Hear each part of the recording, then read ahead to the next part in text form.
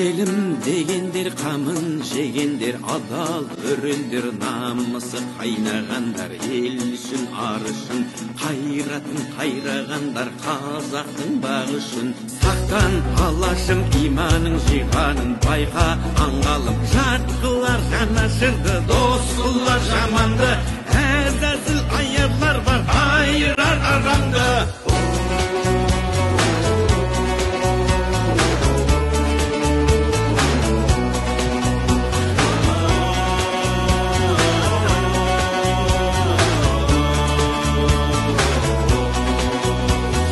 Баю үшін барында сатқандар, тою үшін де тонында арын сатқан, құлданған санасы, ел мен жер бізге аманат, алаштың баласы.